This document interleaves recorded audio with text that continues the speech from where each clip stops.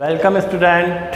अब आप देखते हैं चैप्टर 13 में इसका पार्ट जो 5 है, बीमा की आवश्यकता या उसका महत्व।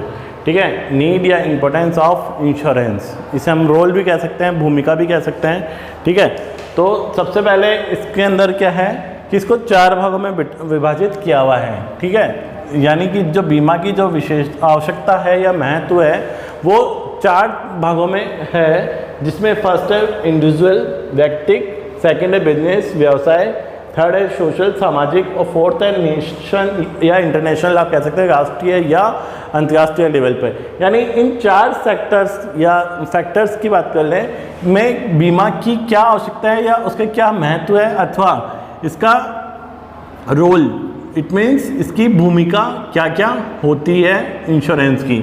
देखिए इतने 4 लेक्चर इससे पहले हो चुके हैं, अब तक तो आपको इंश्योरेंस के बारे में बहुत कुछ मालूम हो चुका है, तो कहीं ना कहीं ये जो पॉइंट्स हैं मुझे समझाने में भी ज़्यादा प्रॉब्लम नहीं आएगी आप लोगों को, और शायद आपको कुछ पॉइंट्स जो हैं थोड़े बहुत समझ में नहीं आ रहे हैं, वो स्पेस की प्रॉब्लम हो गई है थोड़ी।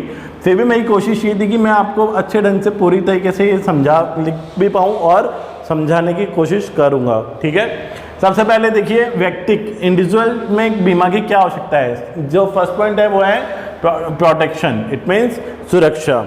देखिए बीमा जो है वो क्या करता है, सुरक्षा प्रदान करता है, ये तो हम शुरू से ही जानते हैं। ठीक है, तो बीमा का सबसे बड़ा जो लाभ है वो ये होता है कि ये अनिश्चितताओं यानी अनसर्टेनिटीज़ के विरुद्ध क्या करता है, हमें सुरक्षा प्रदान करता है, जिससे किसी विशेष घटना के घटित होने पे, ठीक है, हम बीमित यानी जो इंश्योर जो व्यक्ति हैं उसको होने वाली हानि के विरुद्ध जो है सुरक्षित किया जा सकता है। ठीक है, सेकंड है मेंटल पीस, मानसिक शांति। देखिए तनाव जो है, असुरक्षा की भावना, चिंता, ठीक है, इससे व्यक्ति जो है उसका अपने कामकाज में मन नहीं लगता है, और बीमा से प्रत्येक व्यक्ति को अनिश्चितताओं से तो सुरक्षा या मुक्ति मिल ही जाती है। इससे क्या होता है, व्यक्ति जो है चिंता मुक्त बना रहता है और वह अपने काम जो उससे क्या होता है उसकी जो कार्य क्षमता है उसमें भी वृद्धि होती है। ठीक है, तो जीवन बीमा, वृद्धावस्था बीमा, ठीक है, इसके अलावा आपका श्रमिक क्षतिपूर्ति बीमा और सेवानिवृत्ति बीमा आदि अनेक ऐसे बीमा होते हैं जो कि मनुष्य को या बीमित को मानसिक शांति प्रदान करते हैं। ठीक है, तो अब हम इसके बाद नेक्स्ट पॉइंट देखते हैं, आर्थिक निर्भरता को प्रोत्साहन, फूस्टर्स इकोनॉमिक इंडिपेंडेंस। ठीक है, जिसमें देखिए मान लीजिए परिवार की के जो मुखिया है उसकी मृत्यु हो जाती है अथवा दुर्घटना के कारण कई व्यक्तियों का एवं परिवारों की आर्थिक आत्मनिर्भरता समाप्त हो जाती है, लेकिन यदि व्यक्ति का बीमा यदि कराया हुआ होता है तो किसी भी दुर्घटना के घटित होने पर बीमा सहायता प्रदान करता है और बीमित राशि का भुगतान जो है वो वास्तविक जो नॉमिनी जो व्यक्ति है उसको हानि की पूर्ति करता है। ठीक है, अब इसके बाद नेक्स्ट पॉइंट हम देखते हैं एनकरेज सेविंग्स यानी बचत को प्रोत्साहन। ये देखिए मैंने आपको पहले बताया था कि बीमा जो है वो बचत की प्रवृत्ति को प्रोत्साहित करता है। ठीक है, इस जीवन बीमा में जैसे सुरक्षा और विनियोग यानी सेफ्टी और इन्वेस्टमेंट दोनों साथ साथ चलते हैं, तो इसमें जो नियमित जो प्रीमियम का आपको भुगतान करना है, तो यदि आपको नियमित या जो भी आपकी इस प्रीमियम की जो आपकी इंस्टॉलमेंट है उसके तहत आपको क्या करना पड़ेगा, बचत, यानी आपको अपनी इनकम में से कुछ सेविंग करना होगा और उसको जो है इंश्योरेंस में आपको उस प्रीमियम को जमा करवाना होगा, जिससे आप में किस प्रवृत्ति का डेवलपमेंट हुआ, सेविंग का। ठीक है, इसके बाद नेक्स्ट है protection from domestic goods from risk, घरेलू संपत्तियों की जोखिम से सुरक्षा। फैक्ट है, आप अपने जो घर, आपका जो परिवार, आपके जो परिवार में जितने भी आप मान लीजिए चाहे मोबाइल्स ले लीजिए, ठीक है, आप अपने घर की जो टीवी, फ्रिज एक्सेट्रा आपके घर की संपत्तियां हैं, आप क्या करते हैं उनका इंश्योरेंस करवाते हैं। ठीक है, तो जो जोखिम हैं, ठीक है, उस जोखिम जो ख़राब होने की या टूटने की या चोरी होने की या मान लीजिए मोबाइल जैसे आपका किसी प्रकार का चोरी होना या उसका लॉस होना, तो उससे आपको क्या होता है, सुरक्षा मिलती है। ठीक है, नेक्स्ट है सतर्कता को प्रोत्साहन, अवेयरनेस अमंग इंश्योर्ड। देखिए बीमा कंपनियां क्या करती हैं कि हानियों से बचने के लिए अनेक उपायों को अपनाने का आपको सुझाव देती है। ठीक है, तो वो जो इसके अलावा जो बीमितों को बीमा प्रीमियम की राशि में भी कई बार छूट दी जाती है, और जो पिछले कई सालों से जो कंटिन्यू जिन्होंने बीमा क्लेम नहीं किया है या बीमा का दावा नहीं किया है उनको बाकायदा फिर वो जो है उनको क्या कहती है, वो कुछ नई स्कीम्स के साथ में उनको बीमा के बारे में अलॉट करती है, या उनको कुछ और अधिक बेनिफिट देने की कोशिश करती है। ठीक है, इसके बाद नेक्स्ट पॉइंट है मीटिंग स्टैट्यूटरी लायबिलिटीज, वैधानिक दायित्वों से सुरक्षा। ठीक है, अब वैधानिक, उदाहरण के लिए मान लीजिए जैसे एक व्यक्ति है, अब वो वाहन चला करने से उसने किसी के मकान को यदि मान लीजिए क्षति पहुंचा दी, यानी उसने उसके जो वाहन है उसने किसी के मकान को टक्कर लगाई, तो गाड़ी तो क्षति होगी, थोड़ा बहुत मकान भी डैमेज हो गई। तो यदि मान लीजिए इस तरह की कोई घटना हो जाती है, तो तृतीय पक्षकार वाला बीमा होने पर, है ना, तृतीय पक्षकार दायित्व बीमा होने पर बीमा कंपनी क्या कहेगी, मकान मालिक को क्षतिपूर्ति भी कर देगी और उस वाहन चालक के ऊपर कोई जो है दायित्व भी उत्पन्न नहीं होगा। ठीक है, तो यह पॉइंट हो गया।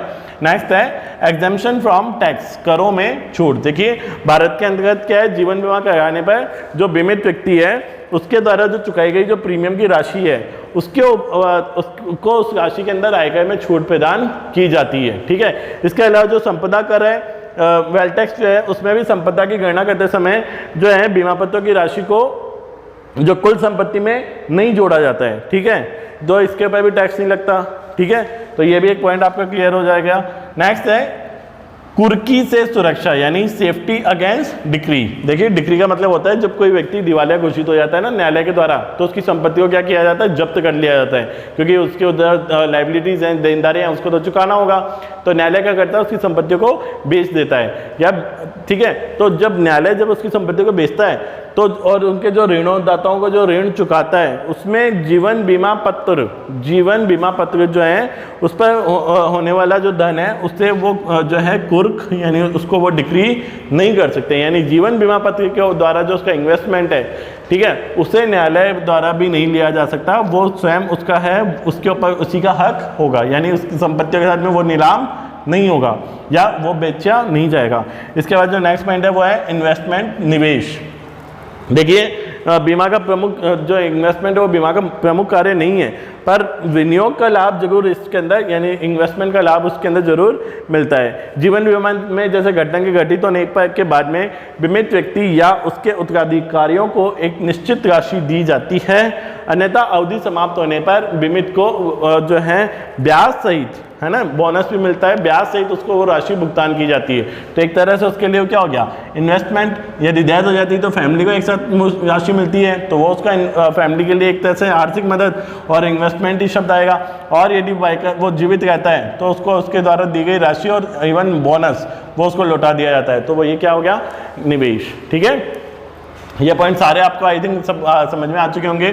ठीक है, मैंने आपको काफ़ी मुख्य बातों के अंतर्गत ये समझा दिया है। अब इसके बाद नेक्स्ट देखते हैं बिजनेस या व्यवसाय। व्यवसाय के अंदर इंश्योरेंस की क्या आवश्यकता है, क्या उसका महत्व है या उसकी क्या भूमिका है। फर्स्ट है प्रोटेक्ट फ्रॉम रिस्क, जोखिम से सुरक्षा। देखिए व्यवसाय में तो है ही जोखिमों का खेल, ठीक है, business is risk of game of risk. ठीक है, तो जब बिजनेस जो रिस्क से ही जुड़ा हुआ है तो उसके अंतर्गत ऐसे समय में जो व्यवसायी है वो क्या करता है, अपनी संपत्तियों में का या माल का बीमा करवा के एक तरह से निश्चिंत हो जाता है और जो है सुरक्षित हो जाता है। ठीक है, नेक्स्ट है protect due to sudden death, महत्वपूर्ण व्यक्तियों की हानि से सुरक्षा। अब देखिए महत्वपूर्ण व्यक्ति से यहाँ क्या मतलब हुआ कि वह एक ऐसा विशेष व्यक्ति होता है जिससे की पूंजी, विशेषज्ञता, अनुभव शक्ति, नियंत्रण की योग्यता या ख्याति अथवा कर्मठता जो है उसके व्यवसाय को अमूल्य बना देती है। ठीक है, और जिसकी अनुपस्थिति में नियोक्ता यानी जो ऑनर है वो उसकी आय में भी बहुत कमी होने लगती है। ऐसे व्यक्ति की मृत्यु या अयोग्यता से होने वाली क्षति जो है या हानि को जो है उसके आश्रितों को क्षतिपूर्ति देने के लिए पर्याप्त व्यवस्था की आवश्यकता जो है की जाती है। ठीक है, ऐसे में एक बीमा पत्र के द्वारा इस तरह की हानि से सुरक्षा प्राप्त की जा सकती है। और जैसे कि मान लीजिए कि आजकल क्या है, कई बड़ी जो कंपनियां हैं वो अपने अध्यक्ष, प्रबंध संचालक या मान लीजिए जो साझेदारी संस्थाएं, ठीक है, आप जब पार्टनरशिप पढ़ते हैं आप अकाउंट में भी, तो उसके अंदर लाइफ इंश्योरेंस भी लिखा हुआ होता है। तो यानी जो महत्वपूर्ण व्यक्ति है जिसके द्वारा यदि उसका प्रीमियम यदि मान लीजिए ऑर्गेनाइजेशन यानी पार्टनरशिप ऑर्गेनाइजेशन के द्वारा यदि चुकाया जाता है तो वो भी बाकायदा एक तरह से ये बीमा ने सुविधा दे रखी है इस प्रकार के महत्वपूर्ण व्यक्तियों की जो के द्वारा उनकी मृत्यु होने पे या उनके डिसेबल होने पे जो क्षति है उसको पूर्ति बीमा कंपनी करती है। ठीक है, नेक्स्ट है कार्य क्षमता में वृद्धि, इंक्रीज एफिशिएंसी। देखिए बीमा के जरिए जो है वो व्यवसाय का जो शामिल है निश्चित रूप जो है समय और व्यापार जो समय है वो व्यापार में भी लगाएगा और लाभ बढ़ाने का भी प्रयास करेगा। जो व्यवसायी है वो अपने व्यवसाय में संलग्न जो व्यक्ति हैं यानी जो उसके साथ काम करने वाले व्यक्ति हैं उनका बीमा कराकर उनकी मृत्यु या जो संपत्ति के नष्ट या क्षतिग्रस्त होने पर हानि की पूरी की गारंटी देता है। ठीक है, तो व्यवसाय बंद होने की आशंका जो है वो समाप्त हो जाती है, यानी बाकायदा व्यवसाय यदि बंद भी हो जाता है, ठीक है, वैसे तो बंद नहीं हो पाएगा क्योंकि उसने इंश्योरेंस करवा रखा है, तो क्योंकि उसके द्वारा जो हानि होगी उसको इंश्योरेंस से मिल जाएगी। तो कहीं मिला के जो कार्य क्षमता है उसके अंदर कर्मचारियों की भी वृद्धि होती है। इसके बाद है इंक्रीज क्रेडिट वर्दीनेस यानी साख में वृद्धि। बीमा के द्वारा क्या होता है, जो व्यवसाय व्यक्तियों जो सामान्य व्यक्ति हैं या व्यवसायियों की साख में जो है वृद्धि भी होती है क्योंकि उन्हें ऋण प्राप्त करने में कठिनाई नहीं होती है। ऋणदाताओं को भी ऋणों की वसूली की जो निश्चितता रहती है क्योंकि ब्याज सहित ऋण की कुल राशि से बीमा पत्र का जो नगद मूल्य है वो क्या होता है, ज़्यादा अधिक होता है। ठीक है, तो इससे उसकी जो व्यवसाय है उसकी साख में भी वृद्धि होती है। नेक्स्ट है कर्मचारी हितों की सुरक्षा, protects the interest of employees. देखिए जो कर्मचारी हैं, क्योंकि जो बीमा कंपनी के द्वारा क्या है कर्मचारी के हितों को भी आसानी से सुरक्षित किया जा सकता है क्योंकि व्यवसाय में हानि की स्थिति का सबसे विपरीत प्रभाव किसके ऊपर पड़ेगा, कर्मचारियों के ऊपर पड़ेगा। और जो कर्मचारी हैं उनको नौकरी भी उनकी छूट सकती है या साथ ही उनके साथ विभिन्न जो लाभ हैं जैसे ग्रेच्युटी होता है, पेंशन होता है वृद्धावस्था के अंतर्गत। ठीक है, तो इस प्रकार की सेवाओं से वंचित होने भी उनको पड़ सकता है। परंतु जो व्यावसायिक संस्थाएं हैं वो क्या करती है, कर्मचारियों के लिए ग्रेच्युटी, पेंशन और अन्य जो लाभ हैं उनका बीमा करवाकर उनके हितों की रक्षा करती है। यानी क्या करती है, बीमा यानी जो बिजनेस जो ऑनर है या बीमा जो व्यवसायिक जो संस्थाएं हैं वो क्या करते हैं, अपने कर्मचारियों के ग्रेच्युटी, पेंशन या वृद्धावस्था जो पेंशन है वो इनका भी बीमा करवा के इनके हितों की रक्षा करती है। ठीक है, नेक्स्ट है कर्मचारी सामाजिक सुरक्षा योजना का प्रबंध। देखिए जो भारत में कई ऐसे कानून हैं जो सेवा नियोजकों को यानी कि जो ऑनर जो हैं उनको सामाजिक सुरक्षा और सहायता की व्यवस्था उनको करनी पड़ती है। ठीक है, तो जैसे पेंशन हुआ, ग्रेच्युटी हुआ, गर्भावस्था हुआ, शिशु जन्म का लाभ हुआ या अपंगता का हुआ या आश्रितों की है ना आश्रितों की आय की सुरक्षा आदि इस प्रकार की जो सेवा योजना है उसका भी प्रबंध बीमा करता है। ठीक है, मतलब सेवा योजकों का दायित्व है, तो ये दायित्व कैसे पूरा हो रहा है, बीमा के द्वारा। तो कोई भी सेवा नियोजक इन योजनाओं का लाभ उठाकर उन्हें कानूनी दायित्वों का जो है सपोर्ट कर सकता है। नेक्स्ट है विदेशी व्यापार को प्रोत्साहन। देखिए विदेशी व्यापार में तो और ज़्यादा जोखिम रहती है। समुद्री जो मार्ग के द्वारा जो माल भेजा जाता है, ठीक है, वो भी जोखिमपूर्ण रहता है। इसके अलावा जो आपके माल सामने वाले जब विदेशी जो व्यक्ति है जहाँ पे भी आप भेजे हैं, क्या पता वो लॉयल है नहीं है ना, तो उसके द्वारा वापस पैसा दिया जाएगा नहीं दिया जाएगा। तो इस प्रकार क्या करते हैं कि जो ये व्यापारी हैं वो माल का भी और इस तरह के सामने लॉस का भी पहले से इंश्योरेंस करवा लेते हैं ताकि किसी प्रकार की घटना घटित हो जाए, यदि माल का भुगतान न मिले, ठीक है, या माल टूट फूट हो जाए, दोनों कंडीशन में उसको जो है इंश्योरेंस करवाने पे उसको किसी प्रकार की हानि जो है जोखिम से वो बच सकता है। ठीक है, नेक्स्ट है सेफ्टी अगेंस्ट सिविल लायबिलिटीज, नागरिक दायित्वों से सुरक्षा। अब यहाँ पे नागरिक दायित्व क्या हो गए, जैसे मान लीजिए कई सारे औद्योगिक जो प्रतिष्ठान है ना, जो इंडस्ट्रियल जो हैं वो क्या है कि अपने प्रोडक्शन प्रोसेस के अकॉर्डिंग, ठीक है, कई बार वो घातक जो हैं विषैली जो उद्गेसें हैं, गैस है ना जो निकलती हैं कारखानों से, या विषाक्त पानी यानी जो गंदा पानी है या जहरीला पानी है के कारण उसके आसपास के जो लोग हैं उनको रहने में कठिनाइयाँ होती है। ठीक है, या उससे वो दो दुष्प्रभाव होते हैं। तो क्या करते हैं कि ये इंडस्ट्रियलिस्ट क्या करते हैं कि उनके आसपास के रहने वाले लोगों का भी बीमा करवा देते हैं, जिससे क्या होता है कि जो स्थानीय फिर जो लोग हैं वो निश्चिंत होकर उन्हें कार्य करने के लिए अलाउ कर देते हैं। ठीक है, और उनको सहयोग करते हैं। ठीक है, नेक्स्ट है लाभों की हानि से सुरक्षा। देखिए कई बार लाभ न होने की दशा में जो हानियों को भी सुरक्षित करने की व्यवस्था बीमा के द्वारा बीमा पत्र जो है निश्चित करता है, यानी इंश्योरेंस जो है इस तरह की सुविधा भी देता है कि लाभ नहीं हो रहे हो तो आप क्या जो है आपको इंश्योरेंस के द्वारा उसका भुगतान किया जाएगा। जैसे किसी उद्योग में आग लग जाने के कारण नुकसान हो गया है ना, और उत्पादन कुछ समय के लिए क्या होगा, बंद हो जाएगा। तो जो उत्पादन बंद होने, आग लगने से न उत्पादन नहीं होने के कारण जो उसके लाभों में जो असर पड़ा, ठीक है, वो बीमा व्यवस्था के अंतर्गत डायरेक्ट रूप से क्या करता है कि क्षतिपूर्ति करवाकर औद्योगिक एवं व्यावसायिक प्रतिष्ठान को सुरक्षा प्रदान करता है। ठीक है, अब नेक्स्ट पॉइंट है औद्योगिक प्रतिष्ठानों को वित्तीय सहायता, फाइनेंशियल असिस्टेंस टू इंडस्ट्रीज। ठीक है, अब इसमें भी क्या है कि जो बीमा कंपनियां हैं वो क्या करती है, जो इंडस्ट्रियलिस्ट जो हैं, जो औद्योगिक प्रतिष्ठान हैं, उनको दीर्घकालीन आदाय पे क्या करती है, फाइनेंशियल जो है पैसे प्रोवाइड करवाती है। ठीक है, यानी वित्तीय सहायता प्रदान करती है जिससे कि वो अपना भी विकास कर सकें। ठीक है, और भारतीय जीवन बीमा निगम और साधारण बीमा निगम की 4 सहयोगी कंपनियां भी इस प्रकार के महत्वपूर्ण योगदान को दे रही है। ठीक है, अब हम देखते हैं नेक्स्ट है सोशल या सामाजिक नीड या इंपॉर्टेंस या रोल। ठीक है, फर्स्ट है स्टेबिलिटी इन लाइफ, जीवन में स्थायित्व। देखिए जो बीमा के द्वारा क्या है, जो समाज के लोग जो हैं उनके जीवन में स्थायित्व या स्टेबिलिटी आ जाती है कि जैसे कई बार परिवार के भरण पोषण करने वाले व्यक्ति की मृत्यु यदि हो जाती है तो पारिवारिक जीवन अस्त व्यस्त हो जाता है, और समाज में ऐसे हमें कई उदाहरण देखने को मिलते हैं। तो कि जो जीवन यापन करने वाला जो मुखिया था उसके चले जाने से जो है उसके परिवार का पालन पोषण कैसे होगा, परंतु जो जीवन बीमा निगम है ना, लाइफ इंश्योरेंस जो है वो इस प्रकार मृत्यु होने पर उसके जो परिवार है उसको क्षतिपूर्ति या आर्थिक जो है उसको हानि जो ये उनको उसकी क्षतिपूर्ति देता है। तो उससे क्या होता है, परिवार के जीवन में स्थायित्व आती है। ठीक है, डिवाइड ऑफ रिस्क, जोखिमों का विभाजन, मैंने आपको पहले बताया था, एक सबके लिए सब एक के लिए। इसके अंतर्गत क्या होता है कि जो जोखिम है, जो रिस्क है, वो बाकायदा कईयों के बीच में बांट दी जाती है। ठीक है, तो कई व्यक्तियों की जोखिमों को अनेक व्यक्तियों में बांट दिया जाता है। ठीक है, और इसके बाद नेक्स्ट है सामाजिक बुराइयों की रोकथाम, प्रोटेक्ट फ्रॉम सोशल एविल्स। अब सामाजिक बुराइयां कैसे हैं, देखिए जैसे गरीबी है ना, आर्थिक बुराई है, सामाजिक बुराई है, मान लीजिए गरीबी। तो गरीबी के में भी कारण समाज में जो लोग हैं वो भीख मांगने लगते हैं या कुछ गलत कामों में पड़ जाते हैं।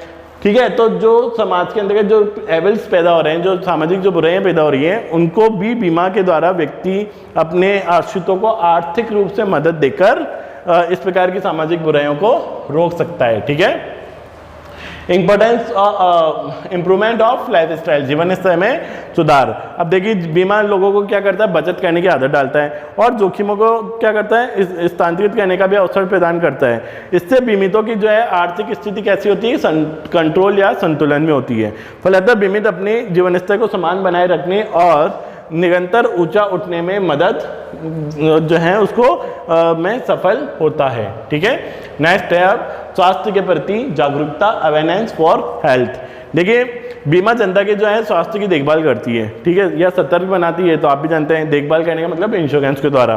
तो पूरे जो बीमा कंपनियां हैं वो क्या करती है, अच्छे स्वास्थ्य को बनाए रखने के लिए कई बार जो है शिक्षाप्रद जो सामग्री का भी वितरण करती है। इवन आपको पता है इंश्योरेंस करवाने से पहले बीमा कंपनियों के द्वारा उनका हेल्थ चेकअप का सर्टिफिकेट्स भी लिए जाते हैं या हेल्थ चेकअप भी करवाया जाता है, जिससे क्या है कि व्यक्ति के अंदर और भी यदि कोई बीमारी है तो उसका भी ज्ञात हो जाता है, और जो बीमारी है उससे भी उसको सुरक्षा के, उस बीमारी के द्वारा यदि कोई लॉस होता है तो उससे भी व्यक्ति को सुरक्षा मिल जाती है। ठीक है, तो ये भी पॉइंट आपको समझ में आ गया।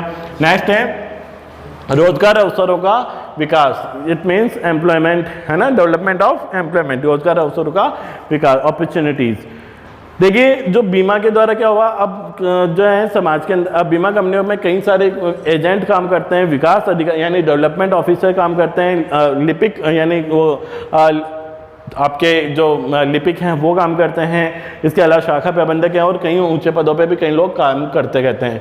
तो जो व्यक्ति हैं तो कम से कम लाखों व्यक्तियों को इसने क्या दे रखा है, रोजगार दे रखा है। तो रोजगार किसको मिला, समाज को। तो ये एक तरह से समाज के लिए भी महत्वपूर्ण भूमिका रोजगार के रूप में देता है। नेक्स्ट है सामाजिक उत्तरदायित्वों की पूर्ति, सोशल लायबिलिटीज। देखिए जैसे अब सोशल लायबिलिटीज समाज के जो व्यक्ति हैं, कौन किसका प्रति दायित्व है, जैसे पति का पत्नी या बच्चों के प्रति जो सेवा नियोजक है यानी जो आपका ऑनर है उसका अपने एम्प्लॉयज़ के प्रति, ठीक है।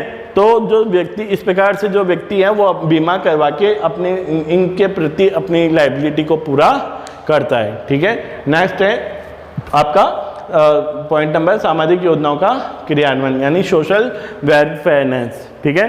अब समाज के जो गरीब और पिछड़े वर्ग के लिए भी कई प्रकार से सामाजिक योजनाएं या सामाजिक सुरक्षा की योजनाएं क्रियान्वित की जाती है, जैसे कि कई पिछड़े वर्गों के लिए सामाजिक सहायता की समूह बीमा योजना या जनता व्यक्तिगत दुर्घटना बीमा योजना, ऐसे कई प्रकार की योजनाएं जो सोशल वेलफेयर के रूप में बीमा कंपनियों के द्वारा प्रोवाइड करवाई जा रही है। नेक्स्ट है आर्थिक आत्मनिर्भरता की प्राप्ति यानी सेल्फ डिपेंडेंट फ्रॉम इकोनॉमिक। देखिए आर्थिक आत्मनिर्भरता यानी बीमितों को क्या करता है, छोटी छोटी बचतों के लिए एकत्र करने और उनमें जोखिमों में बढ़ जाने पर समाज में सभी व्यक्ति क्या हो जाते हैं, आत्मनिर्भर हो जाते हैं, ठीक है।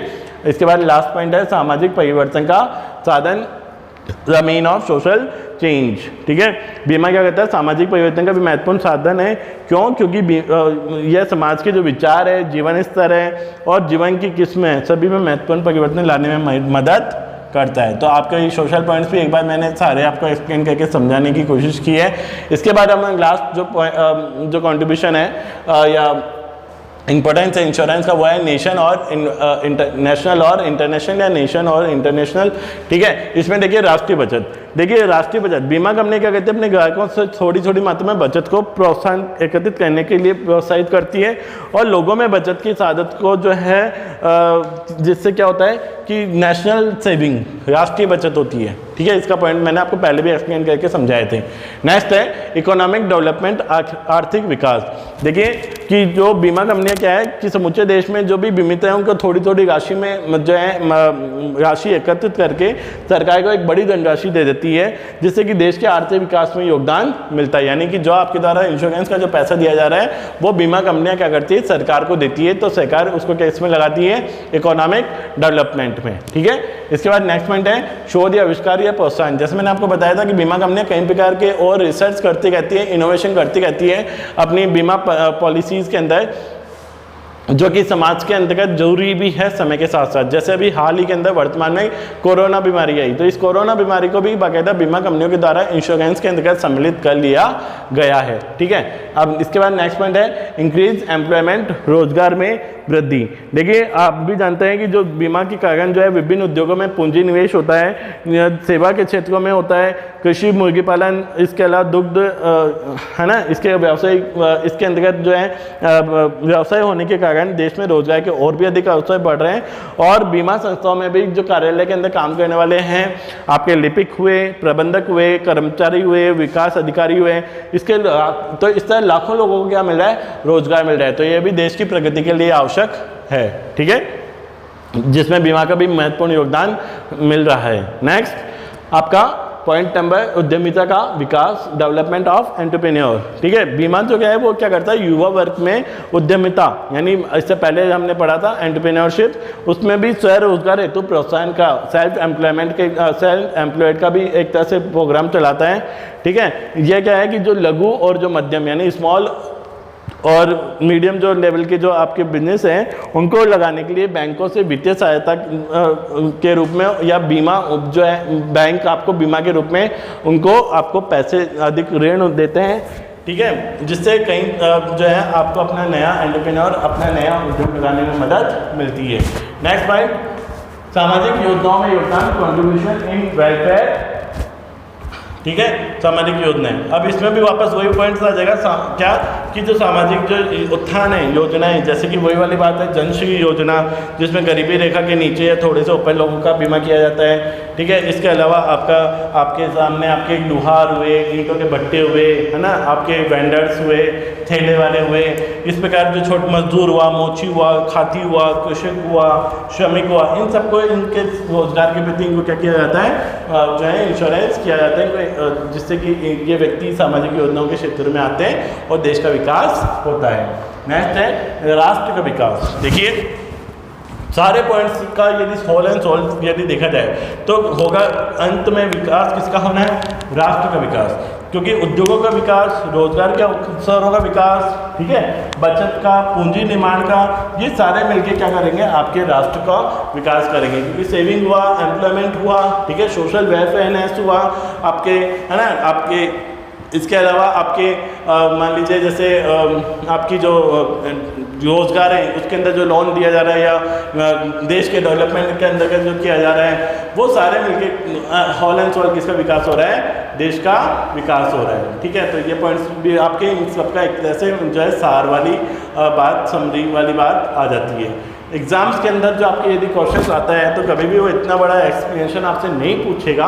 वो क्या करेगा, आपसे एग्जाम्स के अंदर बीमा की आवश्यकता यानी इंपॉर्टेंस, या तो आपसे कह देगा कि write the importance of insurer in the view of business, यानी व्यवसाय के क्षेत्र में बीमा की आवश्यकता बताइए, या व्यक्ति के क्षेत्र में बीमा की आवश्यकता बताइए, या सोशल के रूप में, या राष्ट्र के, यानी कुल मिला के पर्टिकुलर आपसे पर्टिकुलर एक पार्ट ही एग्जाम में पूछा जाएगा। सारे पॉइंट्स आपसे नहीं पूछे जाएंगे, केवल आपसे जो रिलेटेड जो पॉइंट्स हैं आपको उन्हीं को एक्सप्लेन करना है। आगे आपको समझ में, मतलब एग्जाम्स के अंदर हो सकता है वो बोल सकता है कि write the importance of insurance as the on the view of social, ठीक है, सामाजिक के क्षेत्र में, ठीक है। तो केवल आपको फिर ये वाले पॉइंट्स एग्जाम के अंदर इतने ही पॉइंट्स आपको एक्सप्लेन करके आने हैं, ठीक है। आई होप आपको जो है ये इस वीडियो के अंदर बीमा की आवश्यकता और इसके महत्व के सभी के बारे में आपको समझ में आ गया होगा।